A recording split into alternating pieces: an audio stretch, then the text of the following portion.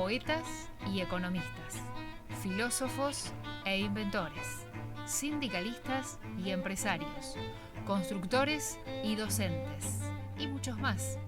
Todos trabajan para el bien común. Por eso queremos conversar con ellos, para conocerlos y conocernos.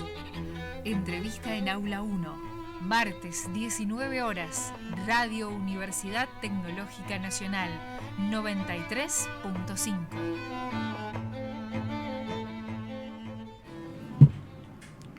Hola, buenas tardes, ¿cómo les va? Bienvenidos a esta entrevista en Aula 1 de este martes que tanto nos gusta hacer aquí en la Universidad Tecnológica Nacional. Buenas tardes y bienvenido a Alejandro Iglesias, que como todos los martes forma parte del equipo desde la operación técnica. Y buenas tardes a mi compañero de este martes, Daniel Green. Muy buenas tardes, acá estamos regulando botoncitos para que nuestra invitada pueda escucharse.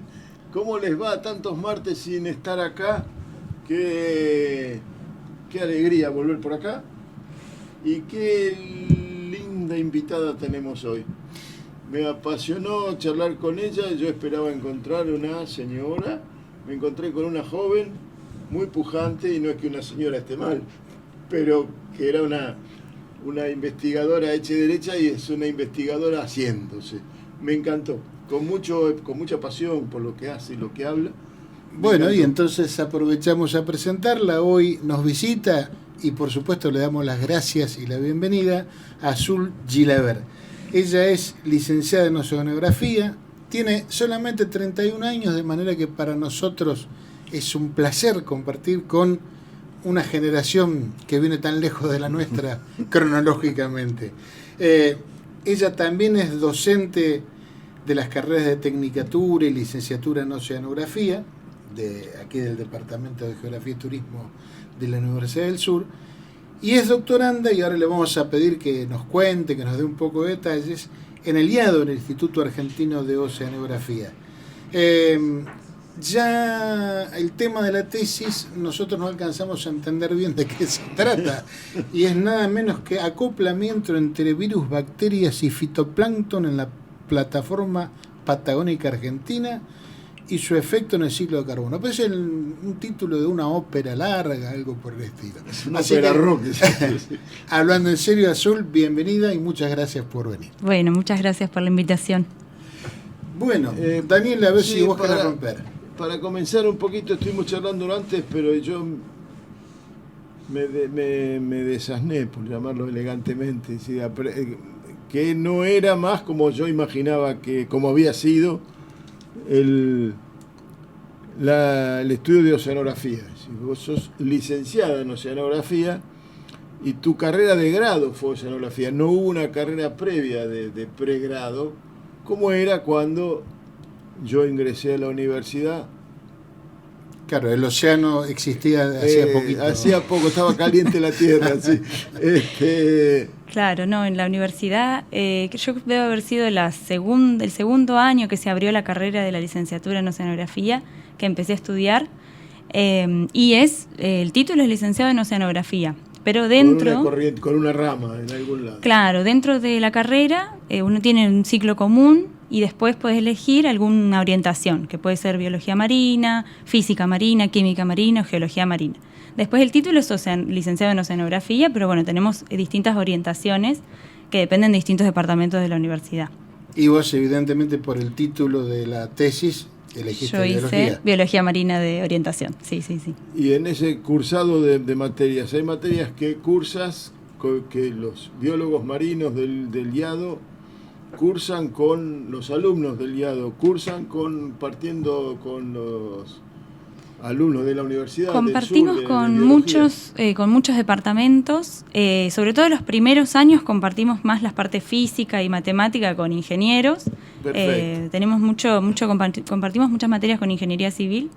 Y después, ya cuando uno va en cada uno su rama, yo empecé a compartir con... Las físicas, sí, es ahí... una sola, la física y la matemática. La física tal para cual, el biólogo... Tal cual, tenemos análisis matemático, física... Bueno, a Newton se le cayó una manzana, así que algo de biólogo tenía.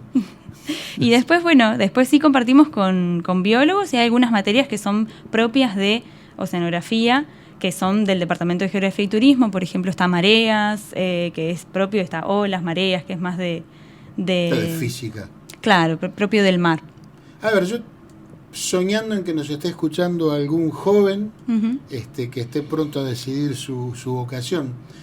El objeto de estudio de la oceanografía obviamente es el océano, pero ¿visto desde qué ángulo? ¿Qué es la oceanografía? En realidad, cualquier ángulo que elijas va a precisar del otro, ¿no? Siempre. Entonces, principalmente la oceanografía estudia el océano y yo te diría que lo primero que pienso es la parte física, pero después todo lo que ocurre dentro del océano, con los organismos, con las masas de agua, con todo lo que habita allí y el suelo también, todo necesita de la parte física, de la parte biológica, de la parte geológica, un poco siempre se necesitan todas las ramas y es difícil de separarlas totalmente, ¿no? Para estudiarlas. Siempre estamos en contacto con profesionales de distintos. De pronto la parte geológica debe estar muy emparentada con la física. Totalmente. La biológica con... Totalmente. Entiendo. O sea que aborda integralmente Uh-huh.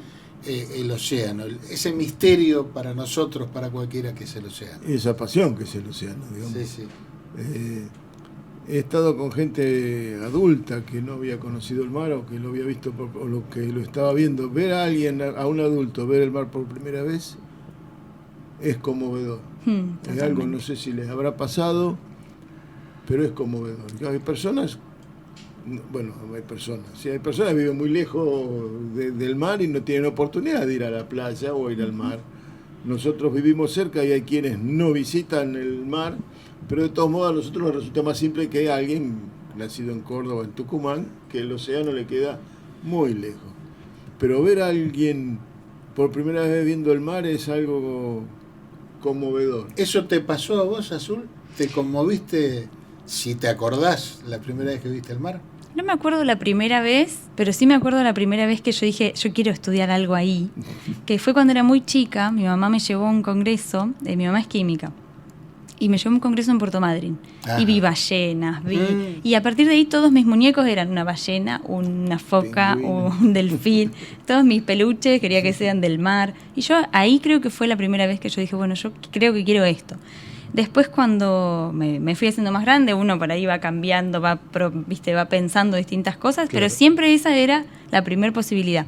Y cuando terminé la escuela secundaria se abrió la carrera de oceanografía y ahí lo tomé como una señal de, bueno, ya está, no me tengo que ir de la ciudad. Esto es para mí. Es para mí, sí, totalmente.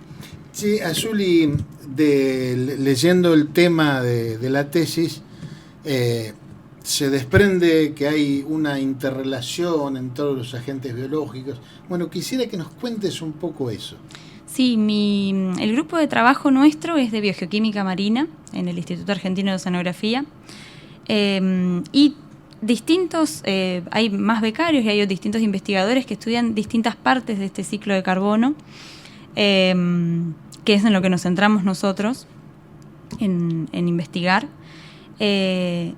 Porque el océano es un gran reservorio de carbono y nos saca de la atmósfera mucho del dióxido de carbono que tenemos en la atmósfera. Ajá. También se puede emitir y se puede absorber, ¿no? Dependiendo de las condiciones que haya. Entonces eso es lo que estudiamos nosotros. Yo particularmente me enfoco en la parte biológica, ¿sí? De lo que pasa cuando, una vez que el dióxido de carbono ingresa en el océano, los procesos biológicos que suceden que hacen que ese carbono quede efectivamente secuestrado en el océano, ¿sí? Para esto estudiamos bacterias, que son unas de las, de los grupos más importantes para que esto ocurra. A grandes rasgos, cuando uno piensa en este dióxido de carbono que entra, lo primero que uno piensa es un organismo fotosintético, ¿no? El fitoplancton, que hace fotosíntesis, que captura dióxido de carbono, emite oxígeno. Ese fitoplancton es comido por otros organismos y ahí el carbono va en una dirección. Sería, para entenderlo, un proceso análogo al de los vegetales en la Tierra. Exactamente. Después también pueden morir esos organismos y caer ese carbono particulado, pero después hay otros procesos que hacen que el carbono que anda dando vueltas por ahí las moléculas que tengan características particulares. Las moléculas pueden ser de una forma en que son fáciles de degradar por las bacterias, que ahí es donde aparece mi tema de investigación, y que esos compuestos que son fáciles de degradar los llamamos lábiles, que pueden incluso volver a la atmósfera en periodos cortos de tiempo. O, cuando las bacterias actúan, hacen de que esas moléculas se conviertan en algo más difícil de degradar y que puedan estar incluso 1000 años en esa forma en el océano. Y ahí es cuando hablamos de secuestro efectivo de carbono. Lo que nosotros hacemos es estudiar los organismos que afectan a estas moléculas de carbono, las bacterias y lo que afecta a las bacterias, que vendrían a ser todos sus predadores, y los virus que lo infectan. Las cosas más chiquitas que controlan esa población son los virus y los predadores de las bacterias. Entonces hacemos experimentos con estos dos grupos y además vemos la calidad de la materia orgánica disuelta, que es lo que nos dice qué tan cerca del secuestro de carbono estamos. Entonces, con distintos experimentos, midiendo también mediciones con muestras discretas, caracterizamos por ahí una zona, podemos ver qué parte le podemos atribuir a estos organismos o no. También todo depende de la época del año, de la circulación que haya. Entonces, cada sistema es particular en esto. Pero bueno, en ese camino vamos nosotros y va mi tesis doctoral para poder, dilucidar esta parte del ciclo de carbono, de la parte microbiológica. O sea que si te entendí bien, la buena salud, digamos, de la atmósfera, por ejemplo, está relacionada con todos esos microorganismos. Depende mucho del océano. Sí, la interacción entre el mar y la atmósfera es mucha. Y de hecho hay otro becario de mi directora, que es Celeste López Abate, que trabaja en el Instituto Argentino de Oceanografía. Él es un becario postdoctoral que ahora está en Francia haciendo un postdoctorado, pero él lo que ve es parte del grupo y lo que ve es interacciones entre el mar y la atmósfera. Entonces ve cómo ese dióxido de carbono ingresa o no o sale de la atmósfera dependiendo de las condiciones que haya, y lo que yo hago es ver, bueno, qué pasa después, una vez que ya está dentro, ya forma parte, digamos, del océano, cómo evoluciona este carbono. Me surgen dos preguntas, pero por la primera, que era anterior, la referencia que hiciste en la captación del carbono y mantenerlo particulado, ¿tiene que haber alguna relación con la profundidad en la que está? Es decir, ¿a qué profundidad estás hablando, o ocurre a lo largo a toda profundidad ocurre lo mismo? ¿En alguna deja de ocurrir? ¿A partir de cuál ocurre? No, son procesos que ocurren en toda la columna de agua, pero bueno, los organismos fotosintéticos están en donde le da la luz, claro, donde llega el sol, donde llega la luz del sol.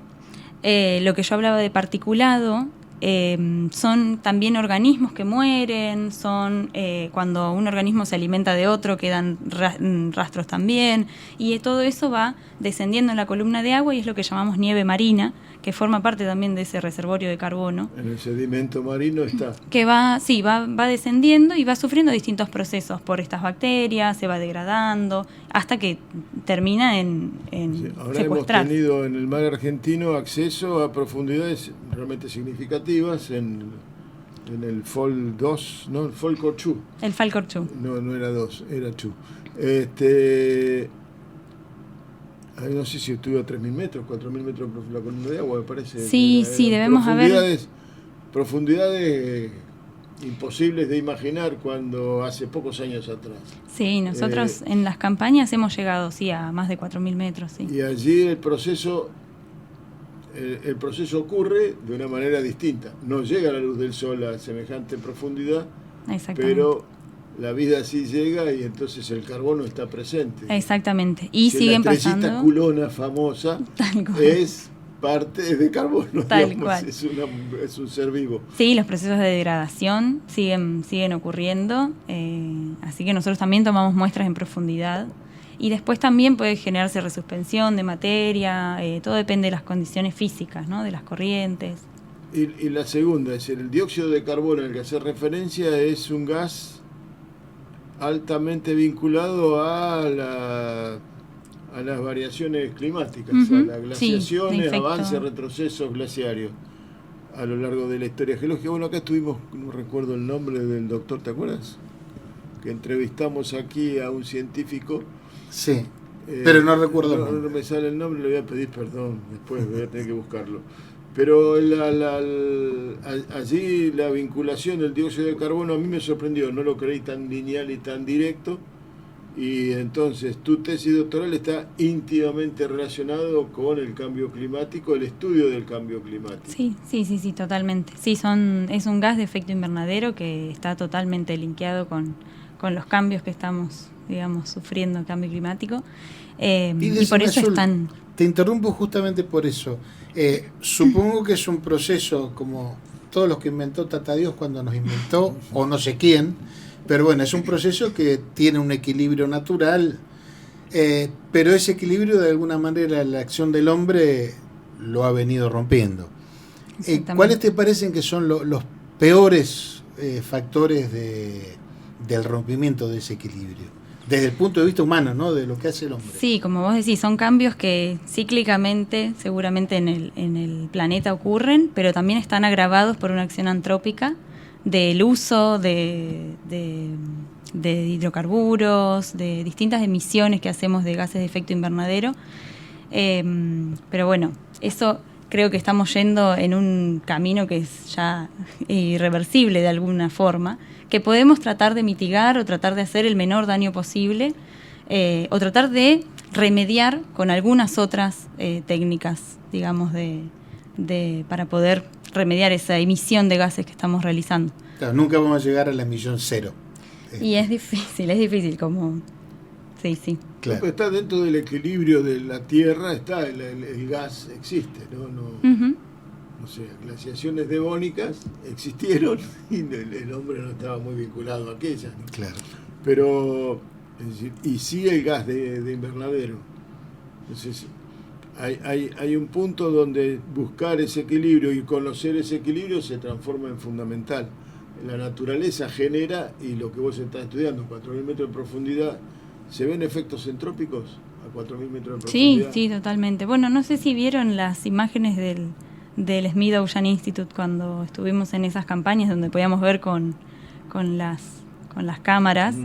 Incluso se ve basura que uno ve ¿cómo está allí? Claro. Enorme, ¿viste? Sí, totalmente se nota. Sí, había unas latas de cerveza, unas latas de sopa, qué sé yo, de varias nacionalidades distintas en el fondo. Que realmente esos son factores que bien podrían mitigarse muy fácilmente. No tire la lata por la borda. Claro, es así. Señor marinero, no tire por la borda la lata de cerveza. Así que bueno, vamos a hacer una interrupción musical, como hacemos siempre. Y como hacemos siempre también, la música de cada programa tiene que ver con el invitado. Muy bien. Así que en este caso va a tener que ver con tu objeto de estudio, que es el mar, el océano. Primer tema entonces, por Los Pericos, Soy el mar.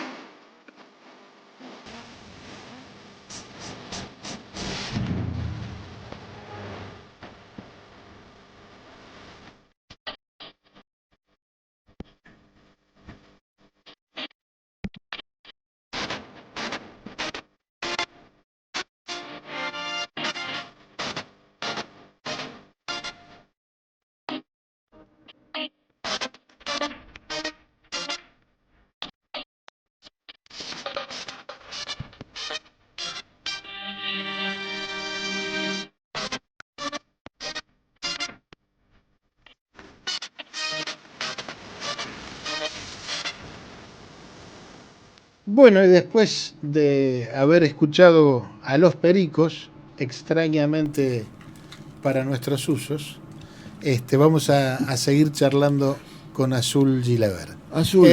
Perdón, vamos a contar que... ¿Quién es Azul primero? Azul, no, ya quién es, ya lo dijimos, pero está bien, pero para los que se colgaron ahora del programa. Exacto, ella es oceanógrafa, como habíamos dicho, y digamos el motivo que disparó esta entrevista es que participó en una excursión internacional del programa antártico brasileño.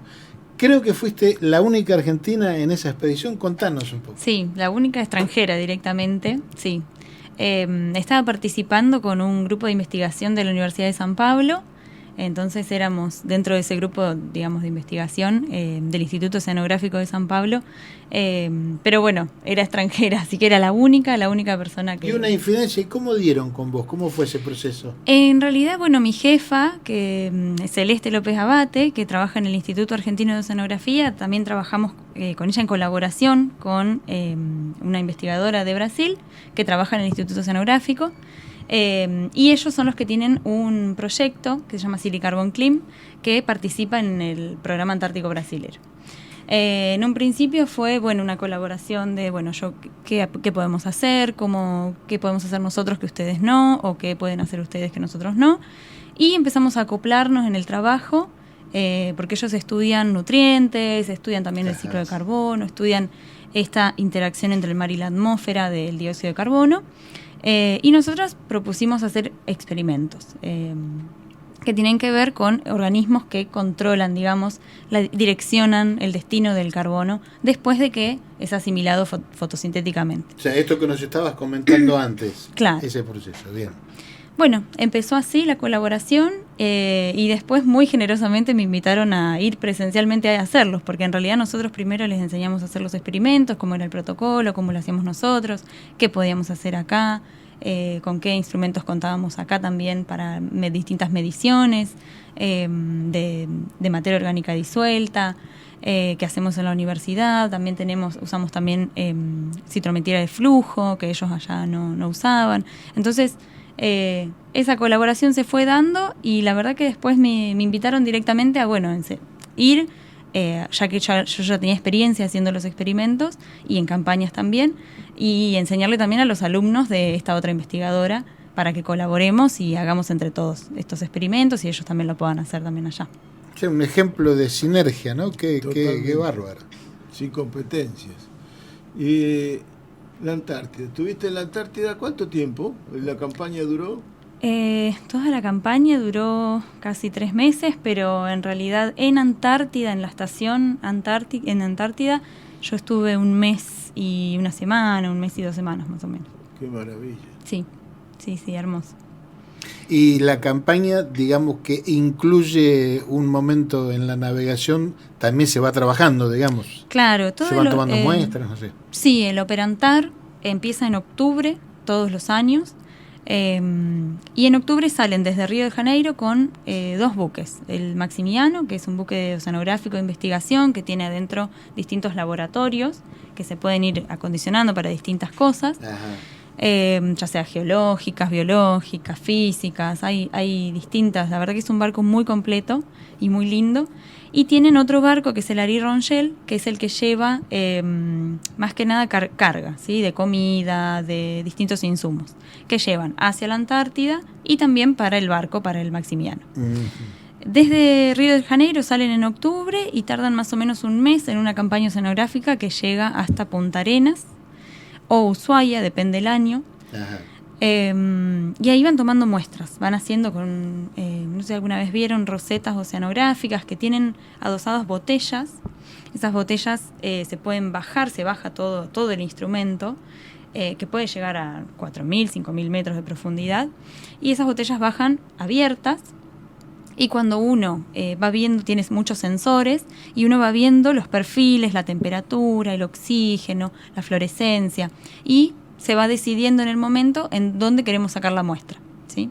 Generalmente ya tenemos los parámetros donde vemos alguna cosa, no sé, alguna intrusión de masa de agua, siempre sacamos en el fondo, en el máximo de clorofila, en superficie.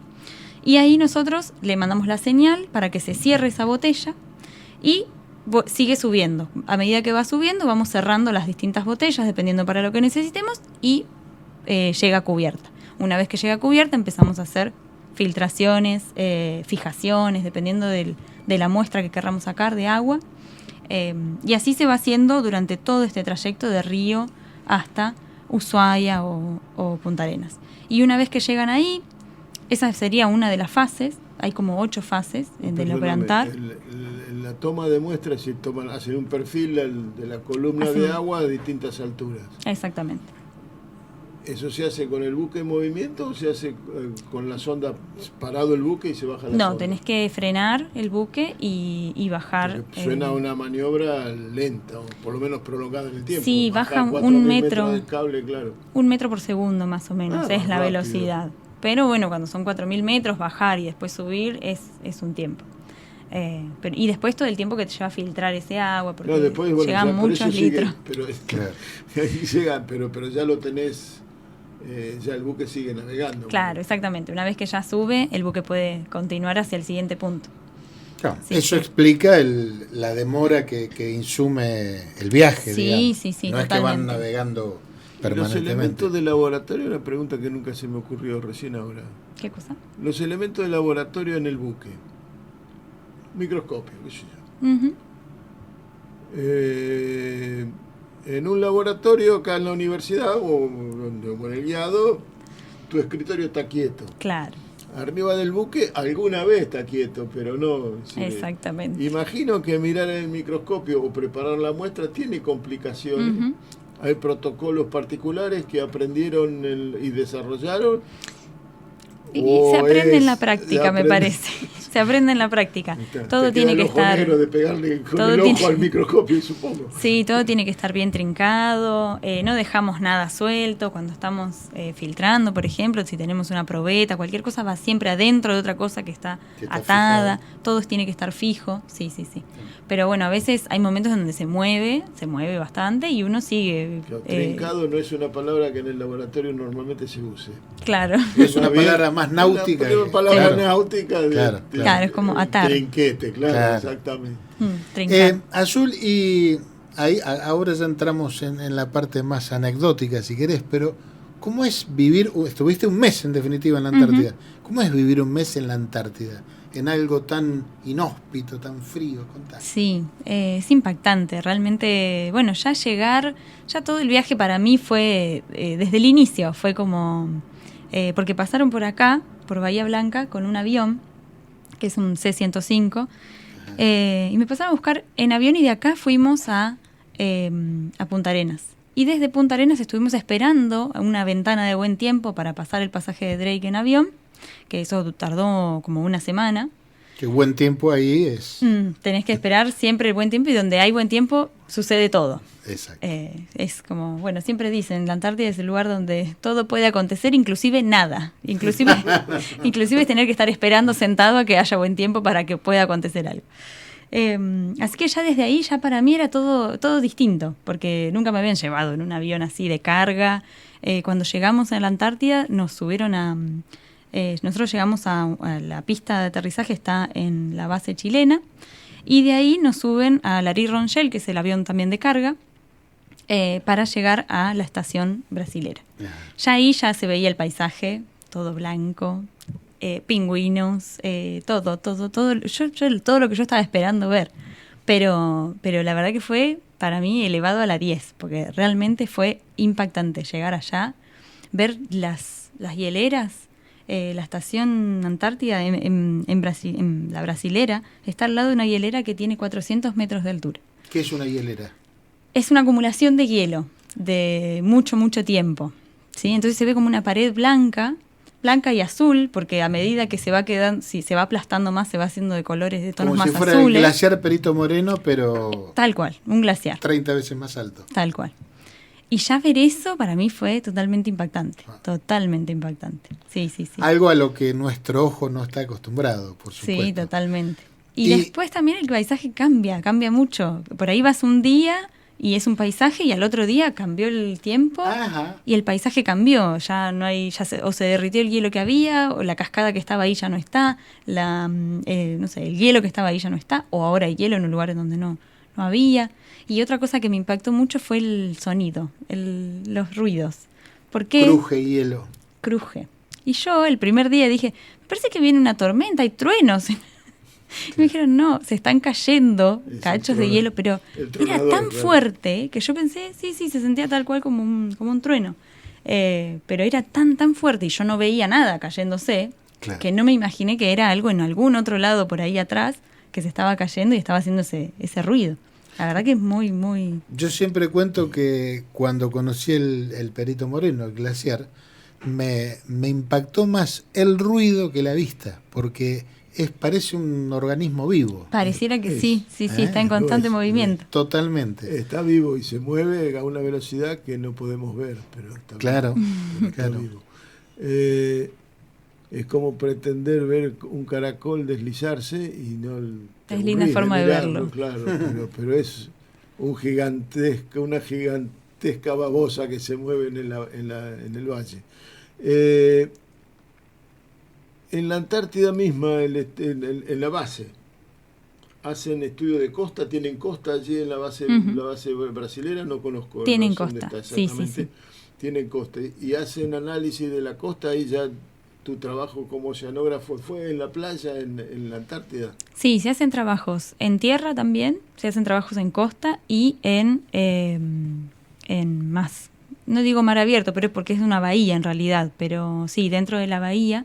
Yo como trabajo con agua, siempre necesitábamos de algún bote que son semirrígidos o Zodiac, se llaman los comunes. Sí.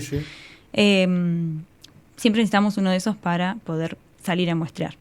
Y había 16 puntos, que son puntos que hacen todos los grupos de investigación del PROANTAR. Se eligieron estratégicamente esos 16 puntos por las influencias de distintos lugares que tienen. Algunos tienen más deshielo, otros menos. Algunos están cerca de alguna cascada, otros cerca de una pingüinera. Y en esos 16 puntos se van haciendo los muestreos siempre. A veces el clima permite hacer 16 puntos, a veces menos. Cuando yo salí, yo nunca pude hacer los 16 en el mismo día, porque siempre en algún momento se levantaba viento, se ponía peligroso y nos hacían volver. Pero normalmente tenemos esos lugares, esos sitios en donde todos los grupos con distintos objetivos van a muestrear en esos lugares.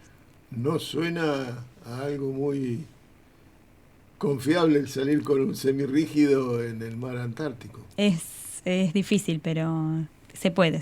Igualmente siempre es con mucha precaución. ¿Alguna vez imaginaste andar en un semirrígido en la Antártida? No, fue tremendo, sí. Sí, realmente, qué experiencia. Un sueño. Sí, realmente un sueño. Yo, donde podía ayudar, viste, hay que salir, bueno, yo ayudo en algo así, viste. Claro. Yo te ayudo a sacar las muestras, porque Yo quería manejo. estar ahí, viste, sí. Claro. Y también hace bien salir, viste, cuando estás en situación de confinamiento, incluso, no sé, la médica. Bueno, la médica capaz que no era necesario que estén, no sé, sacando muestras en el punto 16, pero está bien, le hace bien también salir, participar de otras actividades. Claro. Sí.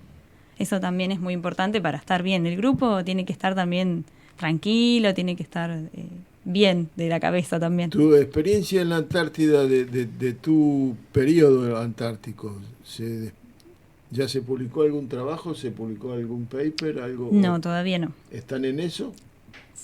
Sí, estamos analizando las muestras todavía. Todavía Mi están grupo de trabajo, análisis, claro. Sí, porque yo llegué hace un par de semanas y recién estamos tratando de procesar.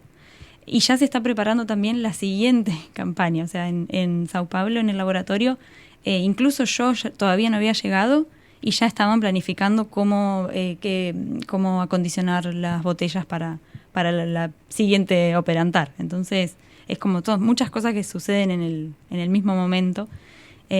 O sea que no sería extraño que hubiera otra expedición. Sí, seguramente va a haber. No sé si voy a participar, pero sí, va a haber. Sí, va a haber seguramente. Soy buen cocinero, si se necesitan.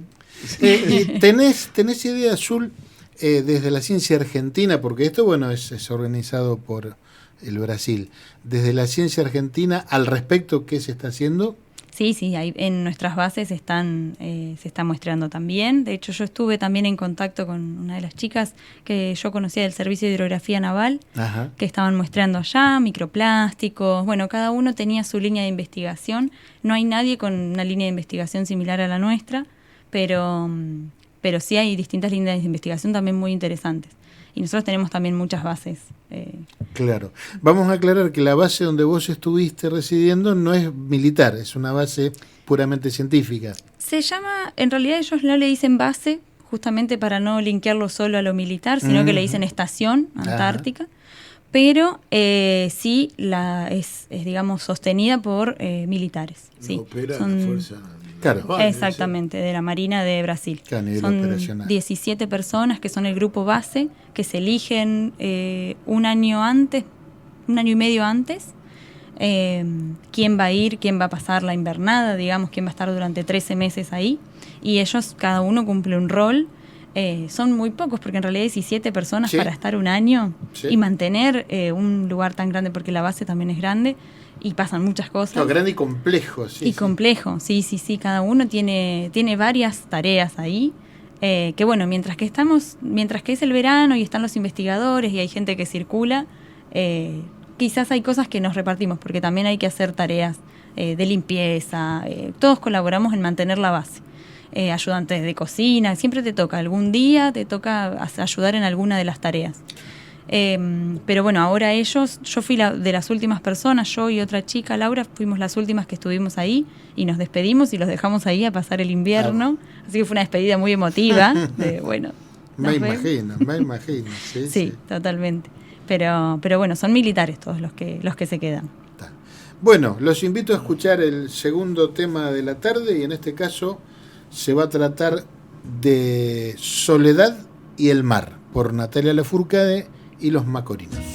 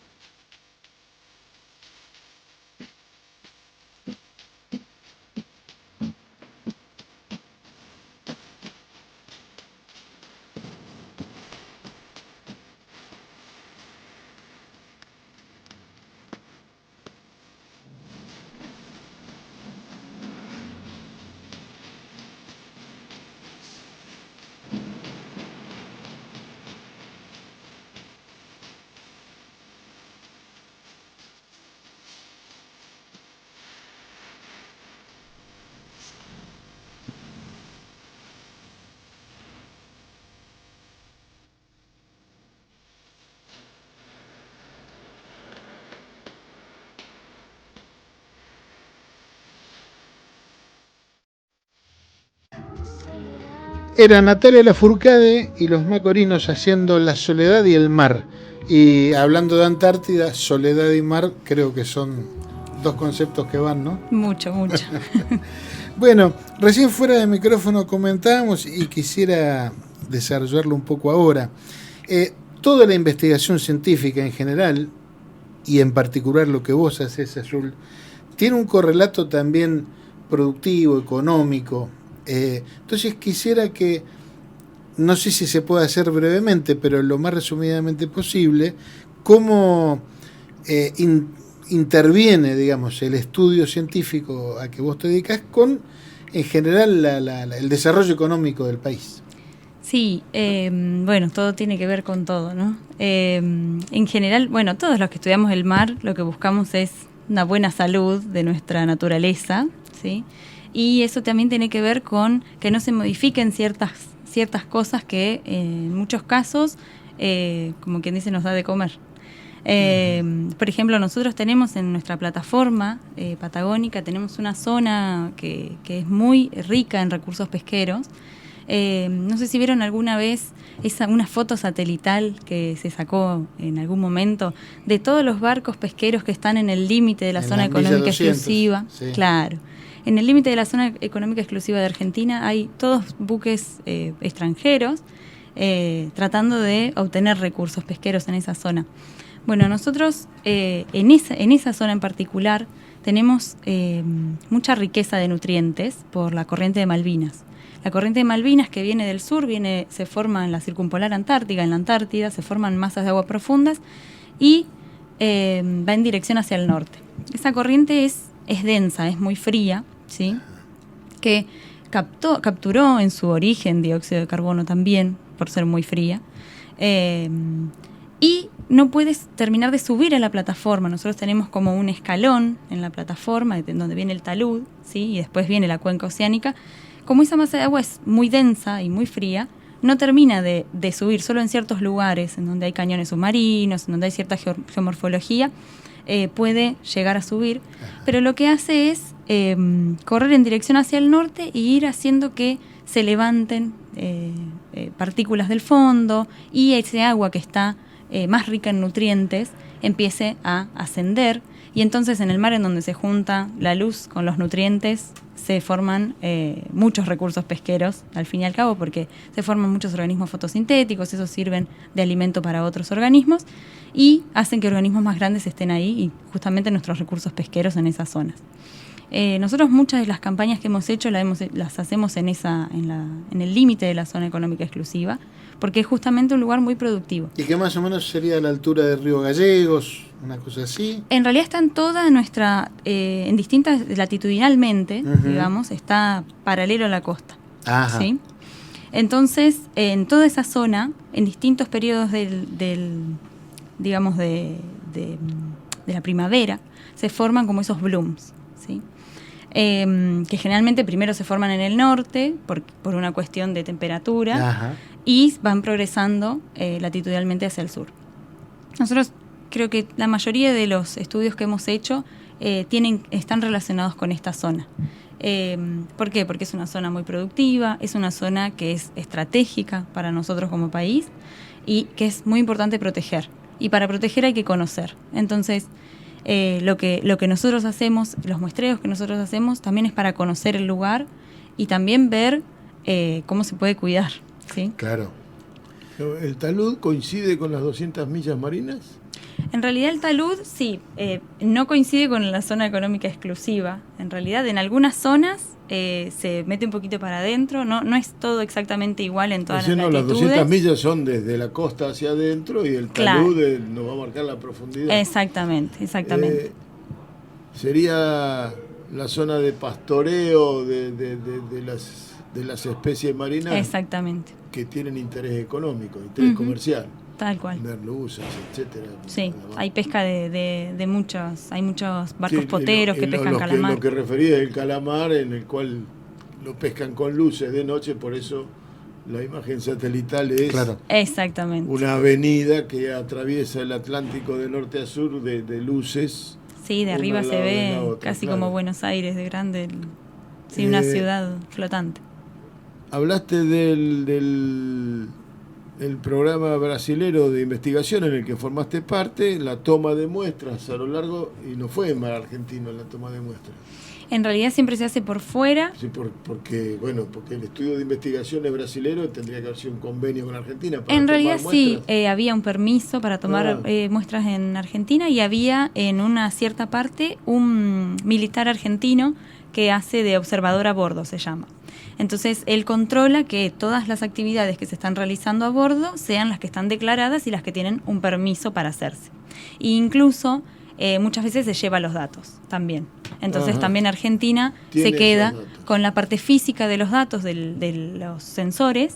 También se lo lleva a él, que también es un oceanógrafo, pero que está dentro de la Armada. Claro. Lo que vos decís me refiere, digamos, a la necesidad, vos decís, de proteger el recurso, ¿no? Así hay que conocerlo y protegerlo. Y muchas veces cuando uno habla de Fuerzas Armadas tiene cierto escozor, pero para proteger un recurso marino es necesario tener armada, tener barquitos con... Y recién hablamos de Brasil, la base, que no llaman base, es administrada por la Fuerza Y nuestros Naval. buques oceanográficos, muchos también, sí. Claro, que están... Tenemos el Austral, que también es tripulado por Armada, el Jusei, que es de prefectura, después tenemos algunos en el INIDEP también. Y ese conocimiento, o sea que... Y tu trabajo de tesis, tu trabajo específico, le percibo una vinculación directa con esas zonas de pastoreo, las llamé, de las especies marinas. Sí, de hecho sí. Ese intercambio al que haces referencia lo percibo íntimamente ligado con la zona donde tenés mezcla de agua fría con caliente, agua salada con agua con agua dulce. Esas mezclas, los pescadores artesanales o deportivos saben que allí es donde, sí, de hecho, se puede ir. Bueno, en mi tesis Pues doctoral... los pescadores profesionales también lo saben. También. Sí, en mi tesis doctoral nos centramos en esta zona en la que estábamos hablando, que es de tanta productividad, y también en la confluencia entre Brasil y Malvinas, entre las dos corrientes, que son zonas también estratégicas en donde ocurren muchos procesos. Y de hecho, en la primer parte de mi tesis doctoral hicimos un muestreo desde Ushuaia hasta Buenos Aires por la zona del talud, tratando de captar, viendo en tiempo real las imágenes satelitales, real entre comillas porque no hay internet, en el barco en ese momento no había, pero nos iban diciendo el dato de dónde teníamos que ir para tratar de capturar el momento donde había un bloom de fitoplancton en esa zona. Como decíamos que esto es, los blooms se van generando en distinto tiempo latitudinalmente, nosotros al ir en contra, ir para el norte, captamos momentos de distintos estadios del bloom fitoplanctónico y encontramos que se estaba generando esta captación de carbono por parte de las bacterias, y encontramos también compuestos que son altamente recalcitrantes, llamamos, que van a permanecer en el océano durante 600 años, 1000 años. Wow. Recalcitrantes. Necesito expresar esa idea que transmitiste, que se conozca. ¿A qué te estás refiriendo? En realidad los compuestos nosotros llamamos compuestos recalcitrantes o más retrabajados por las bacterias, que son compuestos que tienen estas moléculas que son difíciles de degradar, ¿sí? Que van a permanecer en el océano y que están más cerca del secuestro de carbono. Y después material húmico o lábil o más fresco son el opuesto, serían moléculas que son más fáciles de degradar y que incluso pueden llegar a volver a la atmósfera. Está. Y acá estaban siguiendo en sentido inverso, porque vos hablás de la corriente cálida que viene del norte, choca con la fría que sube que va hacia el norte desde el sur, y es ahí donde se hace el boom. Bloom, sí. Bloom. Sí, lo que son distintos procesos que suceden. Donde hay una explosión de estas materias, una generación de estas partículas. Sí, se juntan dos masas de agua totalmente distintas. Claro. El derretimiento de Antártida, que estamos viendo lo estamos viendo en tiempos históricos reales, aumenta la presión o la cantidad de agua fría hacia el norte. ¿Se aprecia eso? ¿Se observa científicamente en la profundidad el incremento del volumen de agua fría hacia el norte? Sí, hay muchas teorías, que dicen que cualquier cambio que haya en estas zonas, que encima son zonas muy sensibles de Antártida, van a afectar la circulación de las masas de agua que se están formando, porque en esas zonas, como bien decía, se forman masas de agua profundas que empiezan a ir hacia el norte y generan un sentido de circulación y generan también, modifican, digamos, el clima global. Entonces cualquier cambio que haya ahí se va a generar en tiempos de 1000 años o mucho más, ¿no? Pareciera que, digamos, no me atrevería, yo como estudiante de geología que fui, no me atrevería a hablar de años porque está siendo demasiado acelerado. En realidad creo que... sí. En realidad una celda, digamos, que empieza en Antártida, se calcula más o menos que tarda 1000 años en recorrer todo el camino que recorre en el océano, en el mundo, para llegar de vuelta al mismo lugar. Una cosa que me interesa subrayar en base a lo que estás diciendo, porque hay todavía personas que no creen que estemos en un proceso de cambio climático. Es decir, que con todas este cúmulo de investigaciones no queda ninguna duda de que estamos sufriendo. Totalmente, sí. Sí, hay cambios que pasan a nivel global y como hablábamos en Antártida también, que hablábamos del derretimiento, que son cosas que van a suceder en un tiempo geológico naturalmente, pero que se ven agravados por la acción del hombre. Sí. Claro, porque nadie piensa que las cosas no cambian, que son eternas e inmóviles. Claro que tienen un proceso de cambio. El tema es que la acción humana está acelerando salvajemente, ¿no? Esa tendencia a un aumento de la temperatura, a un mayor derretimiento de algunos sectores de Antártida, que esa tendencia se acelere. Sí. Claro, y lo preocupante es que cierta dirigencia política manifieste que no cree en el cambio climático, pues si no cree en el cambio climático no va a adoptar medidas para... Claro, no se trata de una cuestión de fe, me parece, cuando estamos hablando de ciencia, pero es que sí, pero hay mucha gente que no cree. Obviamente que sí, que habla de una cuestión de fe, no creo en. Y en realidad el estudio de base que en el que Azul está colaborando termina dándole herramientas a la sociedad para poder prepararse a lo que se viene. Es decir, hay lugares del mundo que el agua va a quedar sin agua.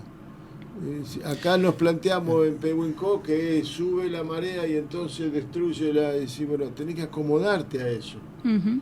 En Florida hay lugares que las casas se han derrumbado por el avance del mar. Podés creer o no en el cambio climático, no me importa, es un hecho real. Ocurrió, prepárate, porque si ya cubrió una manzana, ¿cuánto va a tardar en cubrir la siguiente manzana? Y esto es lo que la sociedad tendría que acomodarse a hacer a partir de los datos que permitan proyectar y proyectar la alimentación, ¿no? ¿Qué es lo que vos acabás de plantear? Es decir, la zona de pastoreo, lo llamé alegremente, es el lugar donde se alimentan las especies que tienen interés económico. Uh-huh.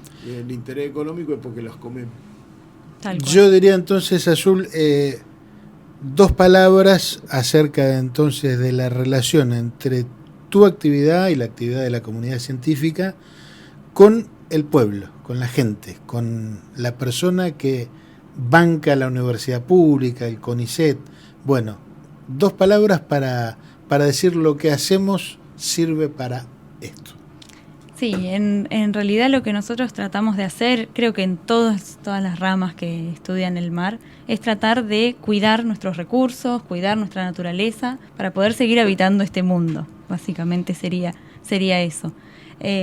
Porque bueno, como decíamos, no podemos cuidar algo si no lo conocemos primero. Entonces todas nuestras investigaciones van en camino de, bueno, a ver qué problema tenemos con esto, cómo se puede solucionar, existe alguna forma. Ahora también hay muchas bioingenierías que se están planteando para poder recuperar ciertos lugares. Entonces todo eso son datos que sirven para ese tipo de acciones, digamos. Claro, a mí se me ocurren 1000 ejemplos, ¿no? Pero uno bien sonso es: las ballenas se alimentan de fitoplancton, el fitoplancton dependerá de X. Pero en definitiva lo que vos haces también colabora para el que lleva gente embarcada a ver las ballenas en Madrid tenga laburo. Totalmente, sí. Eso es lo que me... ¿Por qué remarco esto? Porque estamos en una época en la que el desarrollo científico parece ser que no le importa a nuestras autoridades. Y mirá si no tiene importancia, ¿no? En la vida de las personas. Si me dejas, voy a aprovechar también, ya que estamos hablando de esto, para invitarlos a una charla que se va a dar mañana 6, a las 18 horas en el Centro Histórico Cultural de la UNCE, en Rondó 29, en la sala 2.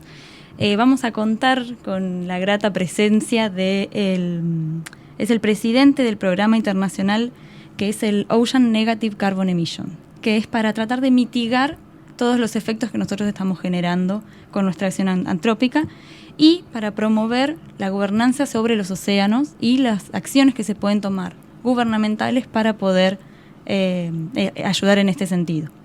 Él, viene de China, ahora pasó por Brasil, mañana viene a estar 3 días acá en Bahía Blanca y después se va a Chile, así que vamos a contar con un poco con la presencia de él, que está muy bueno para todo el mundo que le interese la temática.